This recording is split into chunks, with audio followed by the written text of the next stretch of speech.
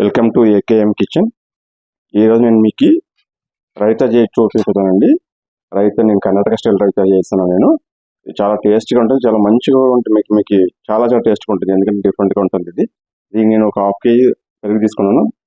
పెరుగు తీసుకుని నేను ఆల్రెడీ బ్లెండ్ చేసి పెట్టుకున్నాను అండి. మీ దగ్గర బ్లెండర్ ఉంటే, హ్యాండ్ బ్లెండర్ ఉంటే బ్లెండ్ చేసి పెట్టుకోండి, అప్పుడు మంచిగా ఉంటుంది. ఒక చిన్న పచ్చిమిర్చి, కొత్తిమీర, ఒక ఆనియన్, క్యారెట్ తురిమి పెట్టుకున్నాను. ప్లస్ నేను కీరాన ఒక చిన్న ముక్క కీరా తీసుకున్నాను. దీని గురించి కట్ చేసి పెట్టుకున్నాను. దీన్ని తురిమితే బాగుండదు, కట్ చేసి పెట్టుకున్నాను. రెండు ఎలా చేయడం చూపిస్తాను. సో నేను ఇప్పుడు పెరుగు ఆల్రెడీ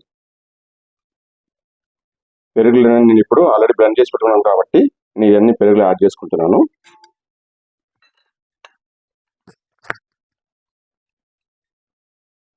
చాలా సింపుల్ అండి, చాలా టేస్ట్గా ఉంటుంది. ఈ క్యారెట్ కీరా అంతా యాడ్ చేయడం వల్ల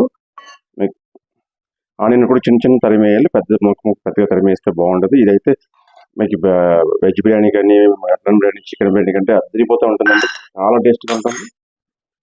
దీనికి తగినంత ఉప్పు, దీనిలో కొద్దిగా అల్లం ముక్క వేసుకుంటే వేసుకోవచ్చు, మీకు ఫ్లేవర్ బాగుంటుంది. అల్లం ముక్క కూడా దీన్ని మంచి కలబెట్టుకోండి.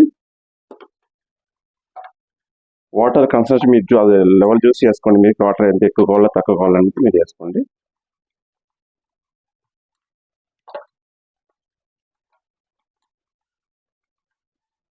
So Karnataka style raita ready అయిపోయిందండి.